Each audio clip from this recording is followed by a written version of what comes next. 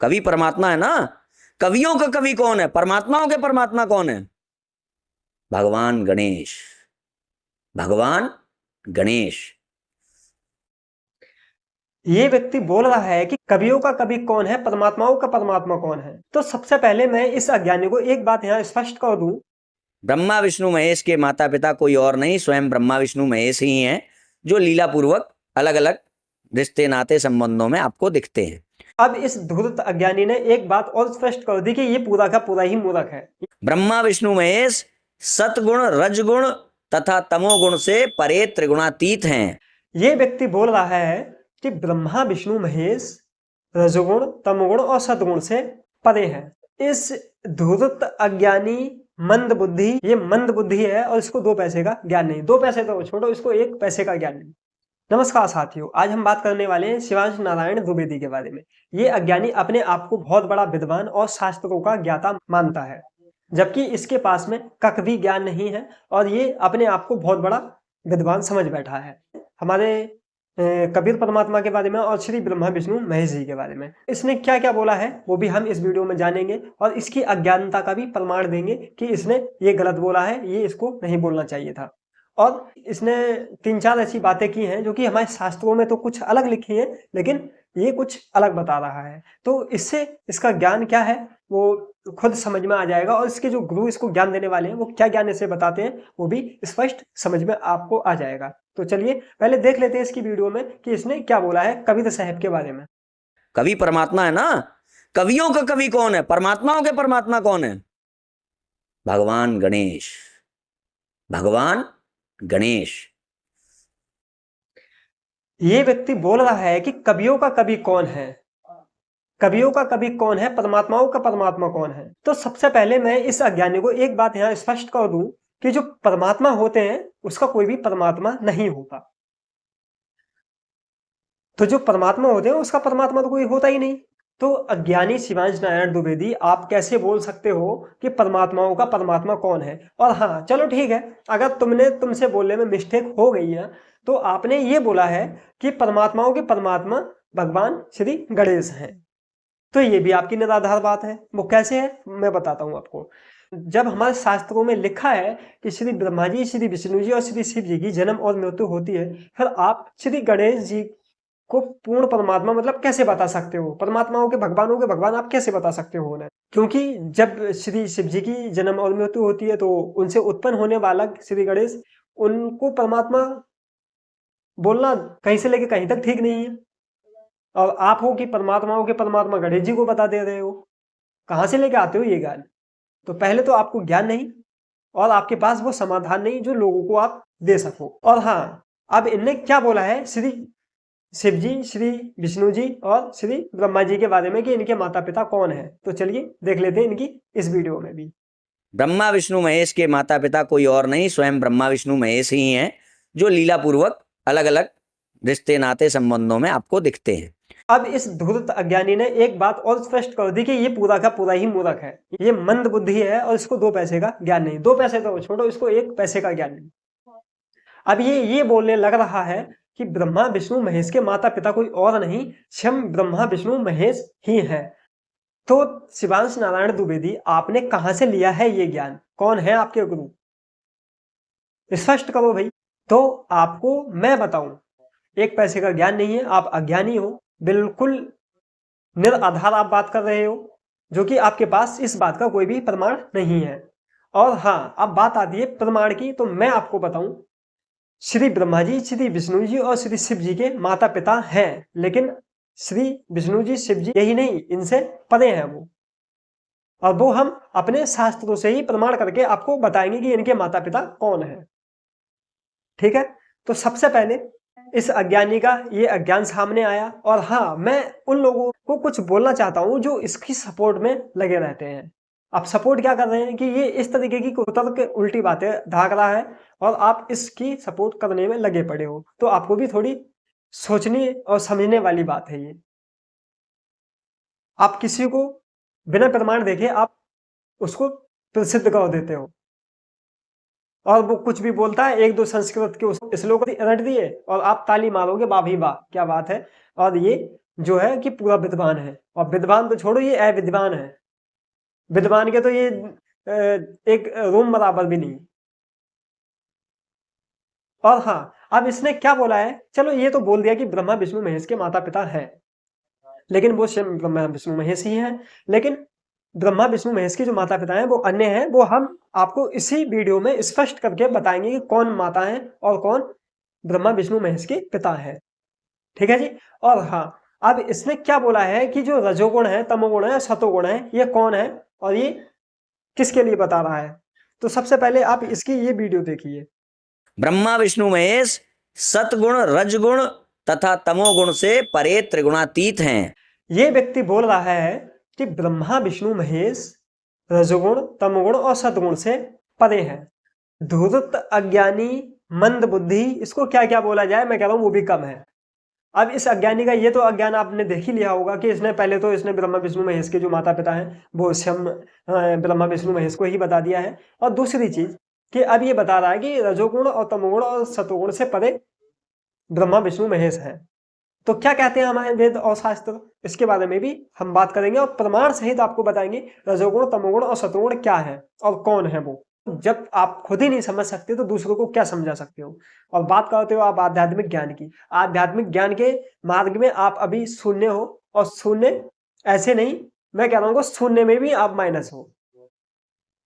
क्योंकि अगर आपको आध्यात्मिक ज्ञान होता तो आप इस तरीके की बात ही नहीं करते जो आप कर रहे हो। और हमारे शास्त्रों में तो कुछ लिखा है बट आप कुछ बता रहे हो। लेकिन अब हमारा कर्तव्य बनता है कि अब हम आपको दिखाएंगे प्रमाण, जो हमने जिन प्रमाणों के बारे में आपको बताया था कि हम इसके जो अज्ञान का पर्दाफाश करेंगे और प्रमाण हम आपको दिखाएंगे। वो प्रमाण संत रामपाल जी महाराज जी के एक सत्संग से ही इसके 3-4 जो इसने जो अपनी मनगढ़ंत जो बातें बोली हैं उसको बिल्कुल क्रॉस कर देंगे। तो इसने सबसे पहले बोला था कि जो परमात्माओं के परमात्मा हैं वो श्री गणेश जी हैं। तो इस चीज का हमारे शास्त्र ही इस चीज को खंडन करेंगे। और दूसरी चीज इसने ये बोली थी कि ब्रह्मा विष्णु महेश की जो माता पिता हैं वो श्री ब्रह्मा जी, श्री विष्णु और श्री शिव जी ही हैं, बाकी कोई दूसरा नहीं। तो संत रामपाल जी महाराज जी के इस सत्संग से ये भी प्रूफ हो जाएगा कि जो ब्रह्मा विष्णु महेश की जो माता पिता हैं वो अन्य ही है। ठीक है जी।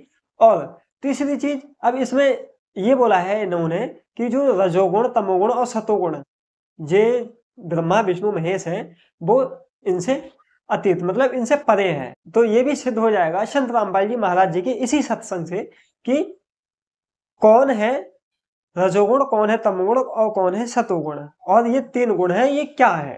तो इससे ये भी प्रूफ हो जाएगा। और अब बात आती है कि, और हमने एक बात बोली थी कि जो जब ब्रह्मा विष्णु महेश मतलब श्री ब्रह्मा जी, श्री विष्णु जी और श्री शिव जी जो खुद अजर अमर नहीं है, वो उनके पुत्र मतलब जो उनके बालक गणेश जी हैं वो पूर्ण परमात्मा मतलब परमात्माओं के परमात्मा मतलब गणेश भगवान कैसे हो सकते हैं। तो संत रामपाल जी महाराज जी की एक ही सत्संग से ये क्लियर हो जाएगा कि जो इस व्यक्ति ने जो बातें बोली हैं निराधार बोली हैं और इसको प्रमाणों का कोई पता नहीं और शास्त्रों का कोई ज्ञान नहीं है। तो जानते हैं संत रामपाल जी महाराज जी के इस सत्संग से, जो कि काफी ज्यादा हमको जानकारी मिलेगी। और इस सत्संग से ये भी क्लियर हो जाएगा जो श्री ब्रह्मा जी, श्री विष्णु जी और श्री शिव जी की जो माता है वो दुर्गा जी हैं। तो इस सत्संग से ये भी प्रूफ हो जाएगा। और बात रही कि श्री शिव जी, ब्रह्मा जी और श्री विष्णु जी के जो पिता हैं, इसी सत्संग के लास्ट में हम ये भी प्रूफ कर देंगे कि ब्रह्मा विष्णु महेश जी के जो पिता हैं वो कौन है। तो चलिए सुन लेते हैं संत रामपाल जी महाराज जी का ये सत्संग। महाराज जी, क्या श्री ब्रह्मा जी रजगुण, विष्णु जी सदगुण, शिव जी तमोगुण है? पुणात्माओं रजगुण ब्रह्मा, सतगुण विष्णु, तमगुण शिव जी हैं। महाराज जी, इसका प्रमाण कहाँ है? पुणात्माओं अब यहाँ ये सिद्ध करते हैं कि रजगुण क्या है, सतगुण क्या है, तमगुण क्या है। देखिएगा, ये मार्कंडेय पुराण है, अपने सदग्रंथों से हम सिद्ध करेंगे। और ये गीता प्रेस गोरखपुर से प्रकाशित है, सचित्र मोटा टाइप, केवल हिंदी वही की वही उसी तरह। और इसके 123 पृष्ठ पर आपको ले चलते हैं। ये है 122 से शुरू करेंगे हम संक्षिप्त मार्कंडेय पुराण। यहाँ मार्कंडेय जी अपना ज्ञान बताते जा रहे। मार्कंडेय जी बोले, मुने अब हम 123 पे पढ़ रहे हैं, 123 पे। अब यहाँ मार्कंडेय जी बोले, मुने रजगुण प्रधान ब्रह्मा, तमोगुण प्रधान रुद्र और सत्व प्रधान विश्वपालक विष्णु, यही 3 देवता हैं और यही 3 गुण हैं। परमेश्वर ने 600 वर्ष पहले कहा था, गुण तीनों की भक्ति में ये भूल पड़ो संसारे, कह कबीर निज नाम बिना कैसे उतरो पार। 3 देव की जो करते भक्ति, उनकी कद ना हो वह मुक्ति। सिद्ध होगा रजगुण ब्रह्मा, सतगुण विष्णु और तमगुण शिव जी, यही 3 देवता और यही 3 गुण भी कहे जाते हैं। और कंसेप्ट क्लियर करते हैं, देखिएगा। यह है श्रीमद् देवी भागवत, इसमें संस्कृत भी साथ है। ये है अथ देवी भागवतम सभाष्टीकम समात्यम खेम राशि कृष्ण दास प्रकाशन मुंबई 4। इसके हम आपको तीसरे स्कंद में ले चलते हैं। ये देखिएगा, श्रीमद् देवी भागवते भाषा टीका युक्ते तृतीय स्कंध है प्रारंभते। यहाँ देखना, इसके ये प्रश्न नंबर 11 पे तीसरे स्कंद में, और अध्याय नंबर 5 का हम श्लोक नंबर 8वां पढ़ेंगे। 7वां समाप्त होता है। हे माता, शंकर भगवान कह रहे हैं, हे माता, यदि हमारे ऊपर सदा आप दयायुक्त हों तो हमको तमोगुण में किस प्रकार प्रदान किया, ब्रह्मा रुद्रगुण और हरि सत्गुण युक्त किए, क्यों किए। अब संस्कृत भी देखेंगे, ये संस्कृत है। ये 7वां श्लोक समाप्त हुआ, 8वां प्रारंभ हुआ। यदि दया धर्मना सदाम्बिके कथम अहम विहित, मैं क्यों बना दिया, क्यों उत्पन्न कर दिया तमोगुण, और कमल जय, कमल से उत्पन्न होने वाले ब्रह्मा जी को रजोगुण संभव, रजोगुण क्यों उत्पन्न कर दिया, और सुविहित किमो सतोगुणो हरि, विष्णु को आपने सतोगुण क्यों बना दिया। इति सिद्धम रजगुण ब्रह्मा सतगुण विष्णु तमगुण शिव जी। और इस गीता प्रेस गोरखपुर से प्रकाशित श्री देवी भागवत के तीसरे स्कंद से और क्लियर कर देते हैं। सचित्र मोटा टाइप, केवल हिंदी, और गीता इसके संपादक हनुमान प्रसाद पोदार, चिमनलाल गोस्वामी, और ये यहाँ से प्रकाशित है। इसके तीसरे स्कंद पर आपको थोड़ा सा पढ़ाते हैं। 123 पृष्ठ पे तीसरा स्कंद। विष्णु जी कह रहे हैं, तुम शुद्ध स्वरूपा हो, ये सारा संसार तुम से उद्भासित हो रहा है अपनी माता दुर्गा के बारे में। मैं ब्रह्मा और शंकर, हम सभी तुम्हारी कृपा से विद्यमान हैं। विष्णु जी कह रहे, हमारा आविर्भाव माने जन्म, त्रोभाव माने मृत्यु हुआ करता है। केवल तुम ही नित्य हो, जगत जननी हो, प्रकृति और सनातनी देवी हो। शंकर भगवान बोले, देवी यदि महाभाग विष्णु तुमसे उत्पन्न हुए हैं, प्रकट हुए हैं, तो उनके बाद उत्पन्न होने वाले ब्रह्मा भी तुम्हारे पालक हुए। फिर मैं तमोगुण लीला करने वाला तमोगुणी लीला करने वाला शंकर क्या तुम्हारी संतान नहीं हुआ? अर्थात मुझे भी उत्पन्न करने वाली तुम ही हो शिवे। संपूर्ण संसार की सृष्टि करने में तुम बड़ी चतुर हो। इस संसार की सृष्टि, स्थिति और संहार में तुम्हारे गुण सदा समर्थ हैं। उन्हीं तीनों गुणों से उत्पन्न हम ब्रह्मा विष्णु एवं शंकर, रजगुण ब्रह्मा, सद्गुण विष्णु, तमगुण शिव जी नियमानुसार कार्य में तत्पर रहते हैं। देवी भागवत के इस चंद पंक्तियों ने 4 कंसेप्ट क्लियर कर दिए। ब्रह्मा विष्णु महेश नासवान है, प्रकृति दुर्गा को कहते हैं, और ये तीनों इसके पुत्र हैं। रजगुण ब्रह्मा, सतगुण विष्णु, तमगुण शिव जी हैं।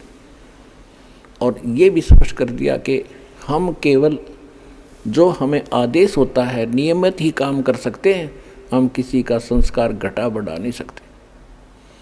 और ये सिद्ध हो गया रजगुण ब्रह्मा है, सतगुण विष्णु, तमगुण शिव जी। तो साथियों, अभी हमने चंद रामपाल जी महाराज जी के सत्संग से जाना कि रजोगुण और सतोगुण और तमोगुण ये ब्रह्मा विष्णु महेश जी हैं, और माता दुर्गा जी इनकी माता हैं, और ब्रह्मा विष्णु महेश ये अजर अमर नहीं है, मतलब ये नासवान है और इनकी जन्म और मृत्यु होती है। तो चलिए, अब तक तो हमने जाना इन 3 चीजों को, लेकिन अब जो लास्ट बात रह गई है वो है ब्रह्मा विष्णु महेश जी के जो पिता हैं वह कौन है। तो जानते हैं श्री शिव पुराण से। और संत रामपाल जी महाराज जी ने इस सत्संग में यह भी बताया है कि ब्रह्मा विष्णु महेश रजोगुण और तमोगुण हैं और माता इनकी दुर्गा हैं, और जो पिता हैं वो कौन है जान लेते हैं संत रामपाल जी महाराज जी के इस सत्संग से। अब देखिएगा श्री शिव पुराण ब्रह्मा विष्णु महेश का पिता कौन है ये सिद्ध करने के लिए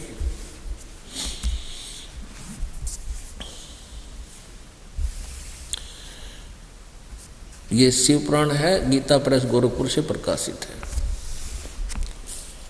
इसके संपादक कौन है?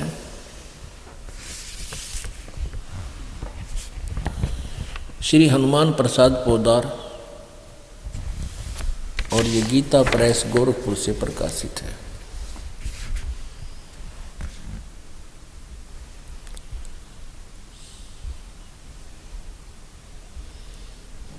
गोविंद भवन कार्यालय कोलकाता का संस्थान, प्रकाशक मुद्रक है।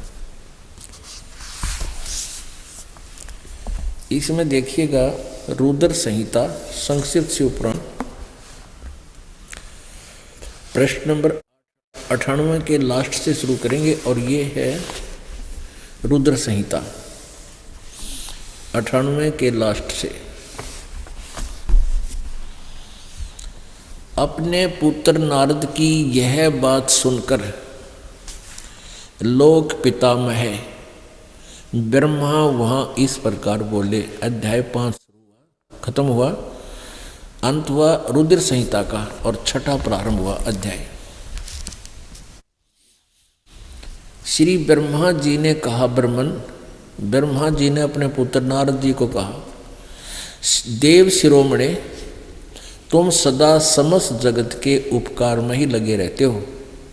तुमने लोगों के हित की कामना से बहुत उत्तम बात पूछी है।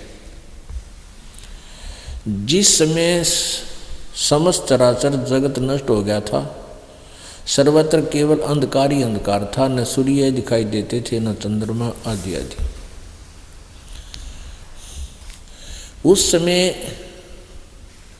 तत् सद ब्रह्म, अपने आत्मा ध्यान से देखना, कहते हैं सच्चाई चोर चोरावे तुमबड़ी गाड्डे पानी में, वह गाड्डे वह ऊपर आवनो सच्चाई छनी ना। यहाँ क्या लिखा है कि उस समय ये तत्सद ब्रह्म, इस श्रुति में जो सत सुना जाता है एकमात्र वही शेष था। ये सत यानी तत्सद ब्रह्म, सद माने सत ब्रह्म, सत माने अविनाशी परमात्मा, उसमें केवल सत्पुरुष ही था, सत एकमात्र शेष था।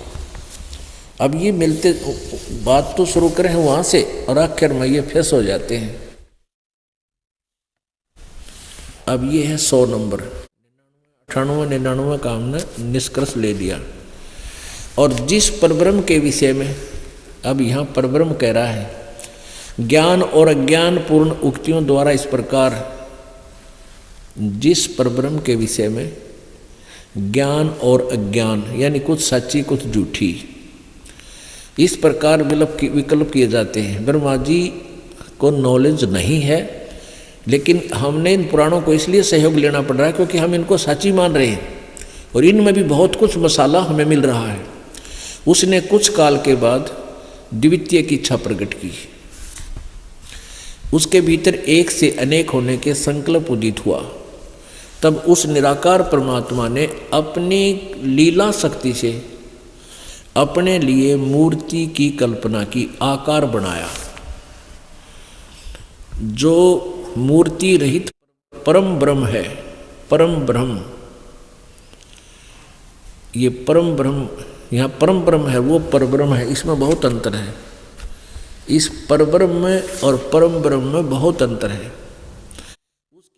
उसकी मूर्ति अब ये क्या ला के छोड़ता है, उस परम ब्रह्म युग काल को बता रहा है ब्रह्मा। परम ब्रह्म माने परम अक्षर ब्रह्म, भगवान सदाशिव हैं। अर्वाचीन और प्राचीन विद्वान उन्हीं को ईश्वर कहते हैं। एक समय एकाकी रहकर स्वेच्छानुसार विहार करने वाले उन सदाशिव ने अपने विग्रह से स्वयं ही एक स्वरूप भूता शक्ति की सृष्टि की, जो उनके अपने श्रीअंग से कभी अलग होने वाली नहीं थी। उस पराशक्ति को प्रधान प्रकृति गुणवती माया बुद्धि तत्व की जननी विकार रहित बताया है। अब आप जी को दास ने सृष्टि रचना सुनाई है, उसमें बताया था कि उस काल के अंदर से परमात्मा ने वह दुर्गा निकाली थी। और ये ज्ञान एक बार कबीर जी ने परमेश्वर ने आकर ब्रह्मा को बताया था, लेकिन ब्रह्मा ने कुछ सुना कुछ ना सुना, काल प्रेरणा से स्वीकार नहीं किया। लेकिन वो याद से उसका थोड़ा थोड़ा वो बता रहा है। उस पराशक्ति को जो काल के अंदर से निकली थी, उस समय एकाकी रहकर स्वेच्छा अनुसार विहार करने वाले उन सदाशिव ने अपने विग्रह मन शरीर से स्वयं ही एक स्वरूप भूता शक्ति की सृष्टि की, जबकि परमेश्वर कबीर जी ने इस काल के अंदर से दुर्गा को निकाला था, जो उसने खा ली थी, जो उनके अपने श्रीअंग से कभी अलग होने वाली नहीं थी। उस पराशक्ति को प्रधान प्रकृति गुणवती माया, दुर्गा को प्रधान भी कहते हैं, पराशक्ति भी कहते हैं, प्रकृति भी कहते हैं, और बुद्धि तत्व की जननी तथा विकार रहित बताया है। वह शक्ति अंबिका कही गई है।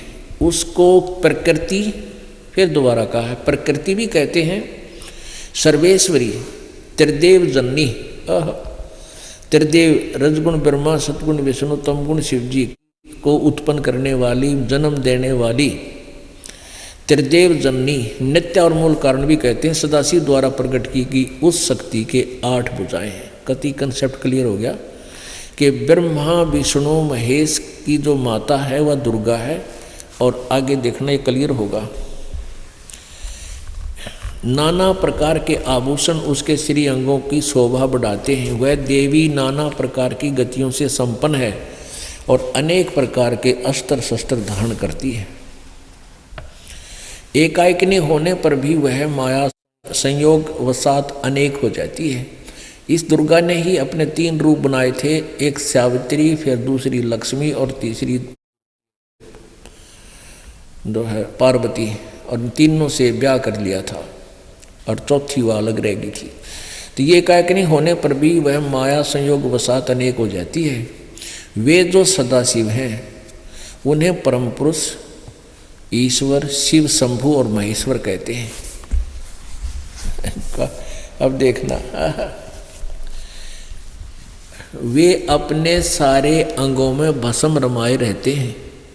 उन काल रूपी ब्रह्म ने, ये सदाशिव कहो चाहे न काल रूपी ब्रह्म कहो, ज्योति निरंजन कहो, उस काल रूपी ब्रह्म ने एक ही समय शक्ति के साथ, नाथ नहीं है ये शब्द, साथ है, शिवलोक नामक अक्षेत्र का निर्माण किया था। उस उत्तम अक्षेत्र को काशी कहते हैं। वह परम निर्वाण का या मोक्ष स्थान है, जो सबसे ऊपर विराजमान है। वे प्रिया और प्रियतम शक्ति और शिव, वो पति पत्नी रूप में दुर्गा और ये काल सदाशिव या काल ब्रह्म रूपी ब्रह्म, इसको जो परमानंद स्वरूप है, वह मनोरम उस मनोरम क्षेत्र में नित्य निवास करते हैं। मुने शिव और शिवा ने प्रलय काल में भी कभी उस क्षेत्र को अपने सानिध्य से मुक्त नहीं किया था।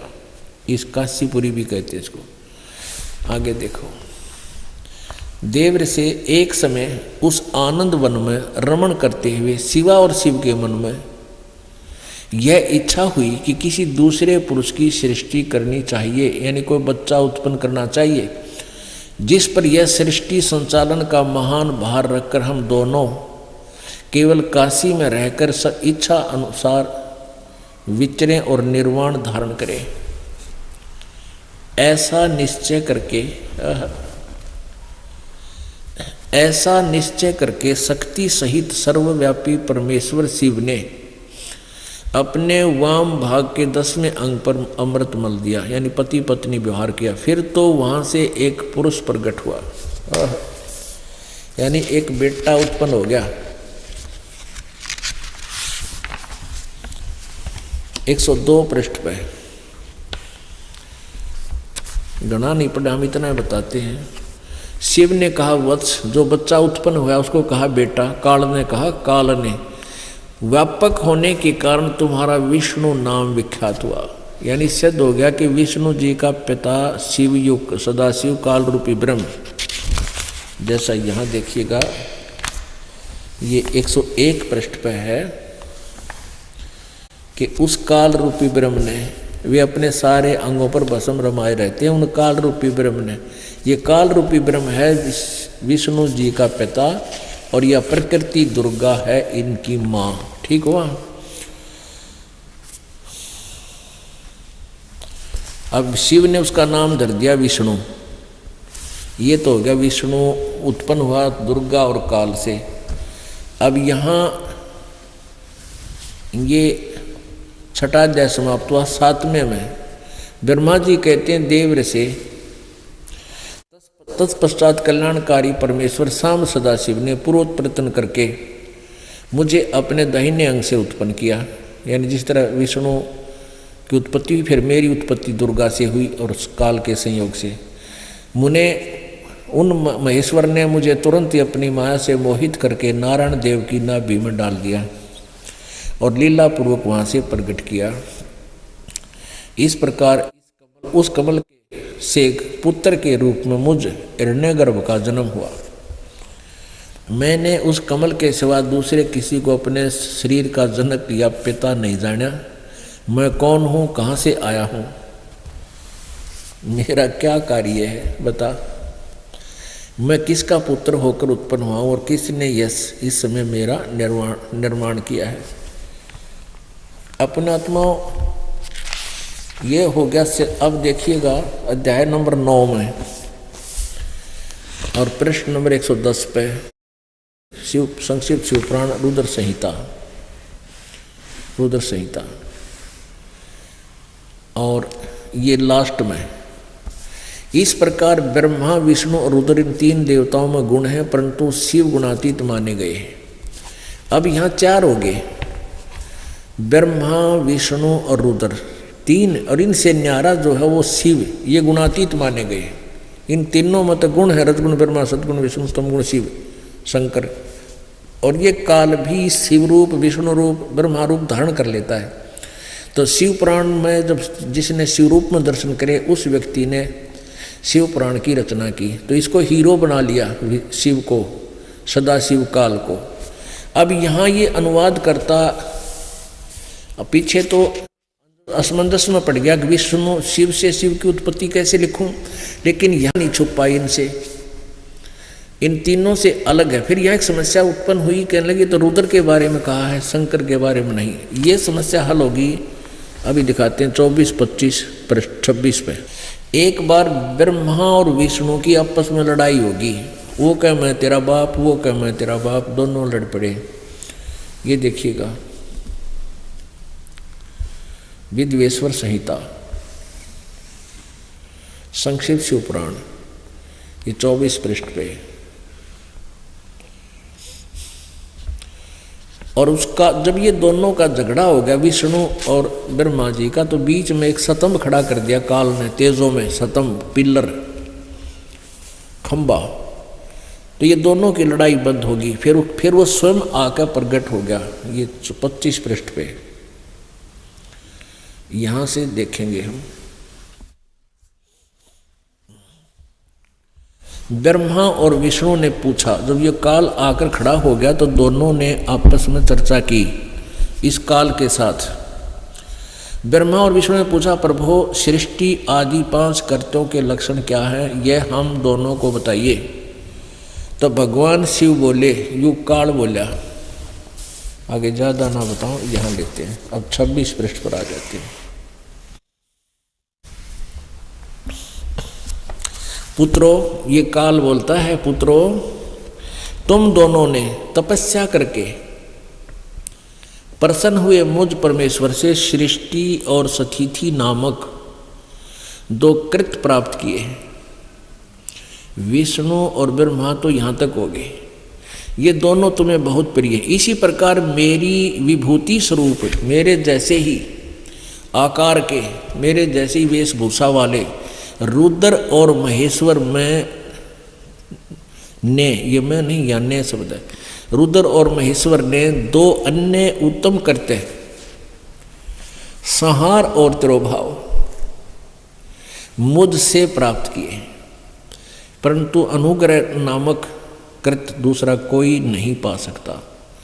रुद्र और महेश्वर अपने कृत्यों कर्म को भूले नहीं, इसलिए मैंने उनके लिए अपनी समानता प्रदान की है। अब ये दो तो ब्रह्मा विष्णु महेश हो गए,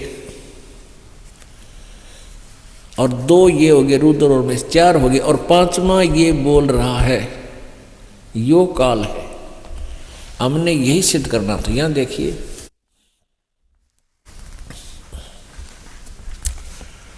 मैंने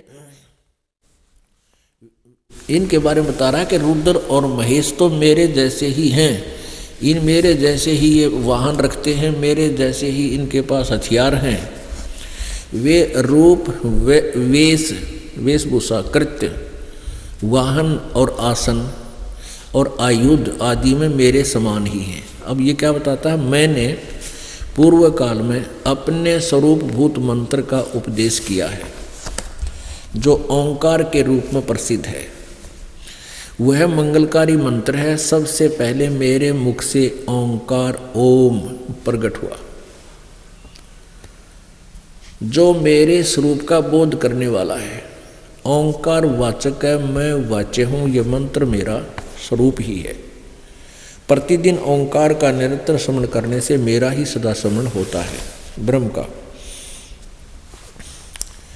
मेरी उत्तरवर्ती मुख से अकार, पश्चिमी मुख से उकार, दक्षिण मुख से मकार का और पूर्ववर्ती मुख से बिंदु का तथा मध्यवर्ती मुख से नाद का प्राकट्य हुआ। ये पांच अकार, मकार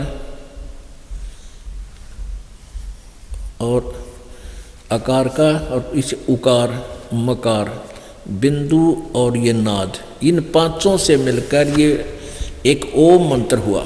इस प्रकार पांच अवयवों से युक्त ओंकार का विस्तार हुआ। इन सभी अवयवों से एकीभूत होकर यह प्रणव ओम नाम एक अक्षर हो गया। अब पुण्यात्माओं, इससे फिर गीता जी का लिंक जुड़ेगा। 8वें अध्याय के 13वें श्लोक में कहा है, गीता ज्ञानदाता ने श्री कृष्ण में प्रवेश करके वो काल बोल रहा है कि ओम इति एकाक्षरम ब्रह्म व्यवहारम माम अनुसमरण यह प्रयाति तदन्देहम सयाति परमाम गतिम। तो यहाँ भी ये कह रहा है कि ओम मेरा एक अक्षर ओम है। और इसने देख नीचे नाड़ी ने क्या लिख दिया कि वह आकार रहित अकार आदि मकर कर्म से और मकार आदि कर्म से प्रकाश में आया। ओम नमः शिवाय यह पंच अक्षर मंत्र है।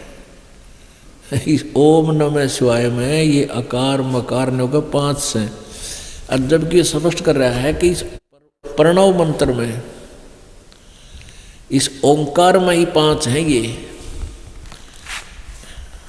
उत्तरवर्ती मुख से अकार, दक्षिण मुख से पश्चिम मुख से उकार, दक्षिण से मकार और पूर्ववर्ती से बिंदु, मध्यवर्ती से नाद, ये 5, इन 5 अवयवों से युक्त ओंकार का विस्तार हुआ। इन सभी अवयवों से एकीभूत होकर यह प्रणव मंत्र ओम नामक एक अक्षर हो गया।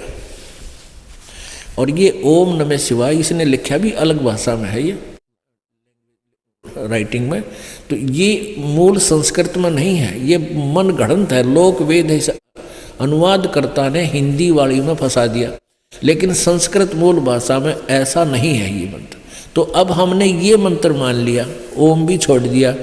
ओम नमः शिवाय, क्यों ओम भी वहाँ आ गया, इसका इन्हें सोच लिया हमने ओम नमः शिवाय, इसकी लाजी रटना।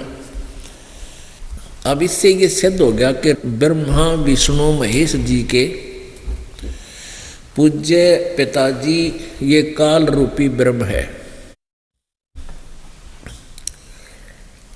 जिसको सदाशिव भी कहते हैं। ये तो दोस्तों, अभी आपने जाना संत रामपाल जी महाराज जी ने बताया है कि जो ब्रह्मा विष्णु महेश की जो माता है वो दुर्गा जी हैं और जो पिता हैं वो काल भगवान है। यही प्रमाण गीता जी में बताया है संत रामपाल जी महाराज जी ने। और ये अज्ञानी शिवांश नारायण द्विवेदी ये बोलता है कि ब्रह्मा विष्णु महेश के माता पिता जो हैं वो स्वयं ब्रह्मा विष्णु महेश हैं। तो ये ऐसा कुछ भी नहीं है, ये इसकी अज्ञानता कोरी अज्ञानता है और आपने प्रमाण सहित देख लिया है, तो आप खुद ही निर्णय कर सकते हो कि ये कितना बड़ा अज्ञानी है। इस अज्ञानी को पता चलना चाहिए कि ये कितनी अज्ञानता भरी बात बोलता है, जो कि इसको नहीं बोलनी चाहिए थी। वो यही बातें थी जो इसको नहीं बोलनी चाहिए थी कि इसने ब्रह्मा विष्णु महेश को स्वयं उनको उनके ही पिता बता दिया, ब्रह्मा विष्णु महेश को ही। और श्री गणेश जी को ये परमात्माओं के परमात्मा बताता है, जबकि परमात्मा जो परमात्मा होते हैं वो श्रेष्ठ होते हैं। अगर वीडियो पसंद आई हो तो वीडियो को लाइक करके चैनल को भी सब्सक्राइब कर लेना। और ऐसे अज्ञानियों की इस चैनल पर और भी पोल खुलती रहेंगी। ऐसे ऐसे और भी बहुत सारे अज्ञानी हैं जिनकी पोल हम इस चैनल के माध्यम से खोलें। सत सही। कवि परमात्मा है ना। कवियों का कवि कौन है? परमात्माओं के परमात्मा कौन है? भगवान गणेश। भगवान गणेश।